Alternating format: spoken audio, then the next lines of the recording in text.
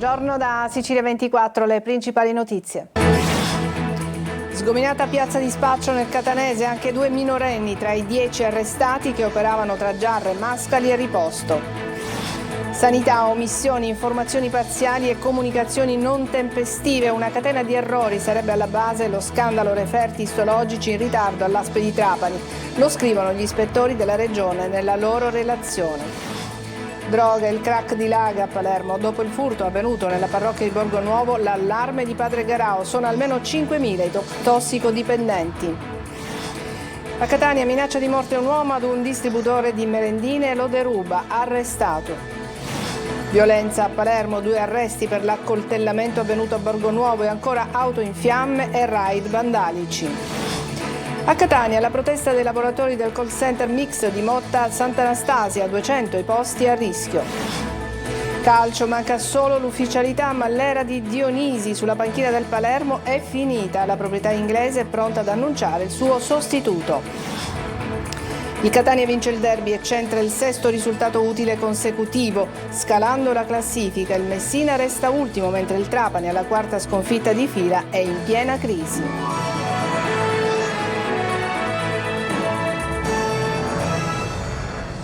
Bentrovati, in apertura l'operazione antidroga, a Riposto nel Catanese 10 le persone arrestate per traffico di stupefacenti. La banda, composta da spacciatori legati da vincolo di parentela, compresi 2 minorenni, agiva anche a Giarre e Mascali. Simona Mazzone.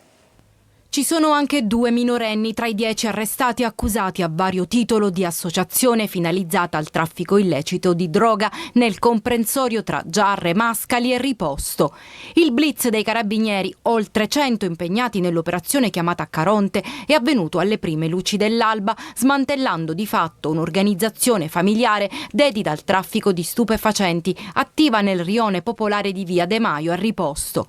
Li vedete immortalati dalle telecamere durante l'attività di spaccio. Un acquirente con la droga contenuta in una busta entra velocemente in auto e si allontana. Poi un altro si rifornisce di stupefacenti entrando da un cancello e dirigendosi direttamente in casa di uno degli spacciatori. Le indagini, coordinate dalla Procura di Catania e dal Tribunale per i minorenni Etneo e condotte dai Carabinieri di Riposto, avviate nell'ottobre del 2023 dopo una violenta rissa con mazze e bastoni, hanno permesso agli inquirenti di ricostruire, anche grazie all'utilizzo di intercettazioni e alla visione delle immagini, un ingente traffico di droga in cui era coinvolta un'intera famiglia. Una cattiva gestione, errori e omissioni di comunicazioni. Gli ispettori regionali della sanità ricostruiscono le responsabilità nei ritardi dei referti istologici dell'ASP di Trapani. Il manager Croce viene accusato di mala gestione, ma adesso arriveranno gli ispettori del Ministero della Salute. Luca Ciliberti. La riservata relazione degli ispettori inviati dalla regione siciliana all'ASP di Trapani, diventata presto di dominio pubblico, rischia di avvelenare ancora di più i pozzi della sanità siciliana. Nella relazione si analizzano il numero dei referti di anatomia patologica in carico all'azienda sanitaria di Trapani tra il 2022 e il 2024, i referti istologici diventati oggetto di accusa di mala sanità perché i ritardi accumulati sono 3.300 esami relativi al 2024 e poi ai primi 2 mesi del 2025. Da lì sono emersi il 5% di casi positivi che tradotti sono diventati circa 160 casi di tumore che avrebbero potuto essere intercettati in fasi precedenti. In alcuni casi la malattia è degenerata inevitabilmente. Nella relazione si evince che la principale causa dei ritardi, secondo l'ASP di Trapani, è la carenza di medici anatomopatologi e il numero di carico elevato. Su 2.500 esami annui ne sarebbero stati completati solo 500 e nel migliore dei casi 1.700. Il dossier parla anche di disorganizzazione, attribuendo responsabilità alla gestione attuale e precedente. Insomma, tutti erano a conoscenza dei ritardi e tutti, a modo loro, si sono mossi per il superamento delle criticità. L'ex direttore sanitario Maria Grazia Furneri, che fu la prima a evidenziare i ritardi, carte e email alla mano, fu trasferita e Ferdinando Croce, subentratole, eredita una situazione complicata e si adopera subito per smaltire i referti. I tempi della burocrazia e della politica si allungano inesorabilmente e si arriva alla situazione attuale.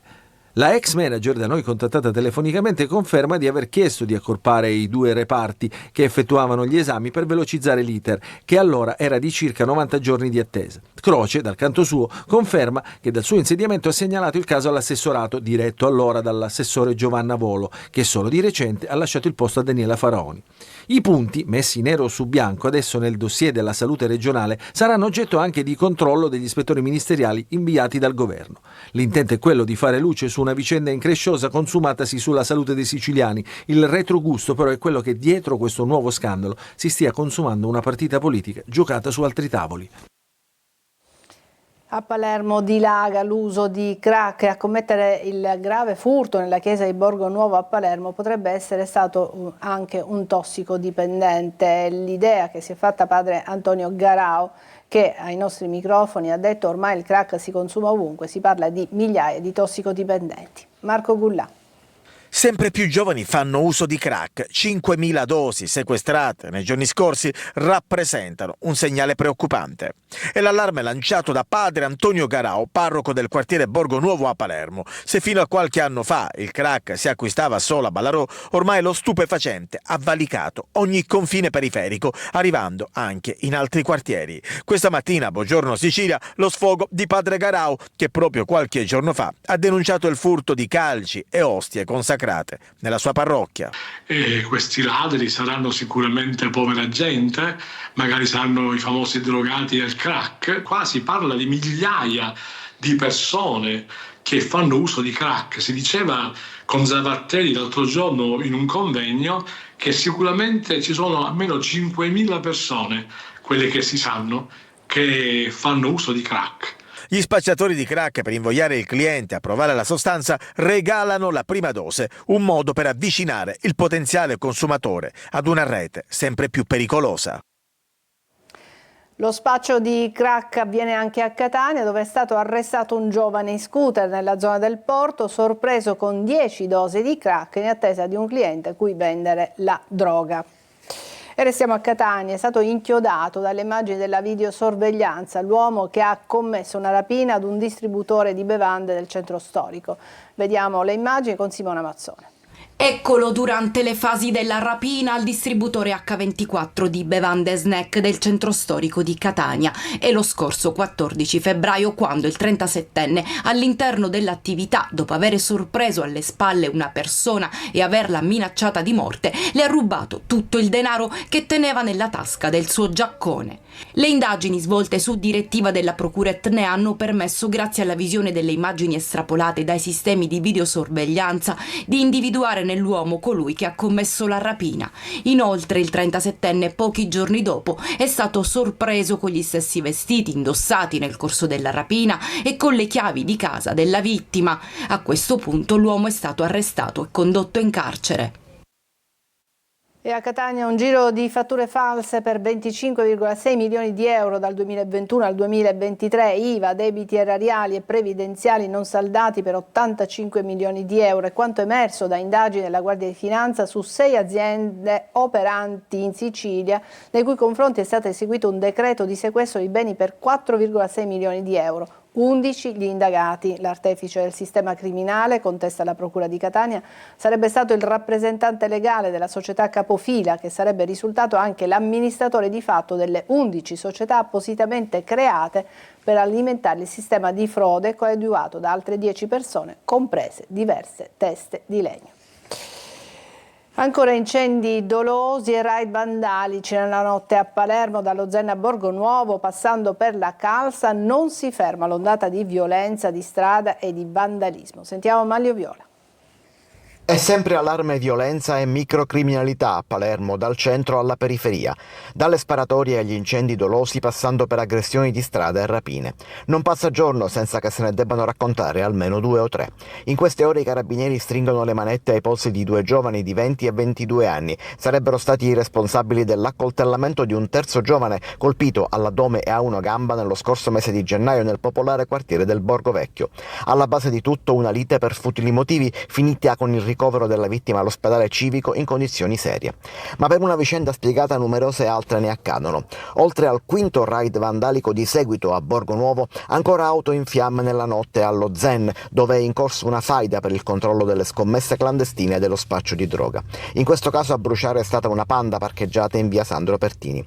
È la 7ª auto gravemente danneggiata fra incendi e colpi di fucile. La scorsa settimana ha dato alle fiamme anche un centro scommesse, mentre contro un altro sono stati esplosi colpi di fucile, così come contro un'auto e un garage, mentre sono 2 i feriti a coltellate o a colpi di fucile da caccia, le cui vicende sembrano comunque riconducibili alla medesima faida. Auto bruciate nel fine settimana anche in provincia, a Partinico, e come se non bastasse si avvicina la festa di San Giuseppe e con essa la tradizione delle vampe. Le prime cataste di legno vecchio sono state date alle fiamme in queste ore alla Calza e nei prossimi 2 giorni sarà una escalation di questi incendi. A Catania, poco distante Piazza Borgo, in via Calatabiano, stamattina è stata sgomberata una palazzina occupata da circa 15 anni da 20 persone da 2 nuclei familiari. Tra gli abitanti ci sono anche bambini e ragazzi con disabilità. Le persone sono state accompagnate con un autobus dell'AMT in 2 alloggi comunali, beni confiscati alla mafia. Quella di oggi è una soluzione temporanea. E sempre a Catania, a rischio il futuro occupazionale dei 200 operatori del call center Mix. Oggi sit-in dei dipendenti che continuano a lavorare senza ricevere lo stipendio da 2 mesi. Giusy Lazzara. Dignità chiediamo, noi abbiamo dato sempre professionalità, 15 anni abbiamo lavorato, fino ad oggi lavoriamo anche senza stipendi. C'è la possibilità di continuare gli ammortizzatori sociali, ma questa proprietà è sorda e vuole proseguire per questa strada. Abbiamo uno stato d'animo che è a terra proprio e nonostante questo ci impegniamo. Questi dipendenti del call center Mix di Motta Sant'Anastasia nel Catanese. A rischio ci sono 200 operatori che restano col fiato sospeso in attesa di sapere quale sarà il loro futuro. Per 27 di loro invece è già pronta la procedura di licenziamento decisa dalla nuova proprietà subentrata ad agosto sotto la garanzia del Ministero dell'Industria. La situazione è drammatica, lavorano da oltre 15 anni per un committente importante. Oggi siamo qui a protestare davanti alla sede di Enel, che è sempre stato attento alle garanzie occupazionali date sui territori. Non ci stanno i dipendenti che chiedono interventi urgenti. Abbiamo anche proposto all'imprenditore di aprire, di fare la richiesta di ammortizzatore sociale, ma lui a quanto pare non ne vuole sentire perché vuole solo ed esclusivamente chiudere la partita con i licenziamenti anche coatti. Comincia per gli addetti dei call center un periodo difficile con l'avvio delle trattative tra le parti sociali e l'azienda. Adesso una breve pausa, poi parleremo del porto di Catania e della Scala dei Turchi. A tra poco.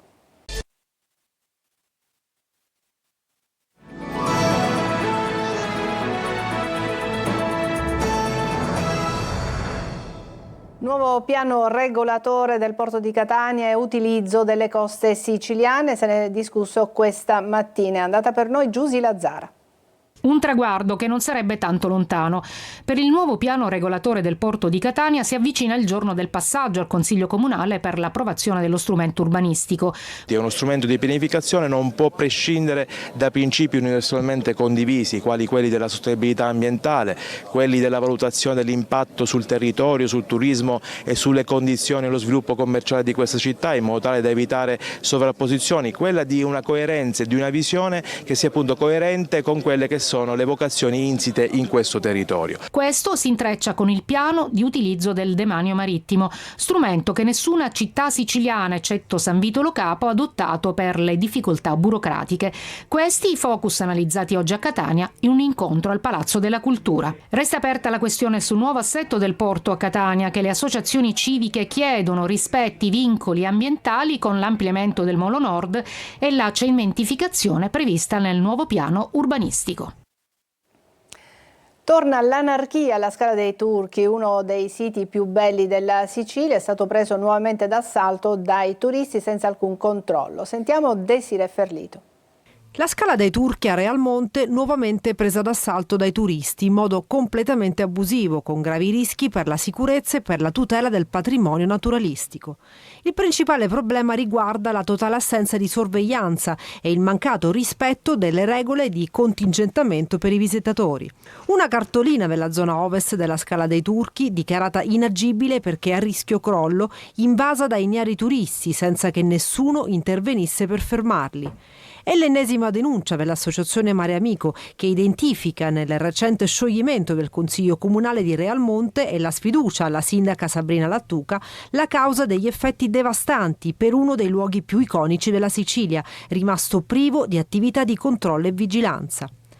A fronte di questa situazione allarmante, Mare Amico ha inviato una lettera al prefetto di Agrigento e all'assessore regionale al territorio e ambiente, chiedendo un intervento urgente per ripristinare la gestione responsabile del sito.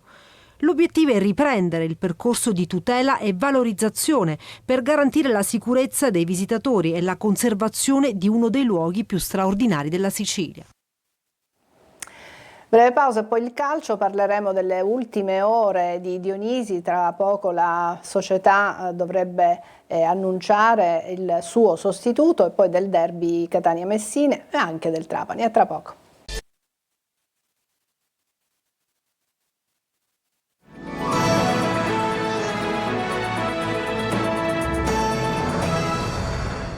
Eccoci al calcio, sono ore di riflessione in casa Palermo sul futuro di Alessio Dionisi, il tecnico è a un passo dall'esonero, tanti gli allenatori in lizza per sostituirlo. Marco Gullà. Alessio Dionisi, a meno di clamorosi colpi di scena o ripensamenti, sarà esonerato. Dopo la sconfitta eterna rimediata con la Cremonese, il club rosanero, approfittando della sosta di campionato, ha deciso quindi di esonerare Dionisi. La piazza chiedeva un cambio da tempo, ma il City Group ha sempre confermato l'allenatore, non supportato però dai numeri. Il Palermo è nono, fuori dalla zona playoff, gli obiettivi prefissati erano ben altri. Dopo un'attenta riflessione si sta procedendo con l'esonero. Al posto di Dionisi potrebbe arrivare Gianni De Biasi, allenatore esperto con un passato a Palermo ma da calciatore. Ma De Biasi è una delle ipotesi, non solo lui. Tra i papabili per prendere il posto di Dionisi ci sono anche Andreazzoli, Gilardino, Liverani, Ballardini, Vivarini e Aquilani, allenatori esperti che vogliono tornare ad allenare e accetterebbero volentieri di rimettersi in gioco anche a campionato in corso. Il Palermo ufficializzerà la decisione solamente dopo aver trovato il nuovo allenatore, che potrebbe essere in città per la ripresa degli allenamenti fissata per mercoledì. Il Catania vince il derby con il Messina e scala la classifica. Decisivo il gol di Lunetta e le belle notizie non riguardano solo i 3 punti raccolti in una partita difficile. Marco Carli.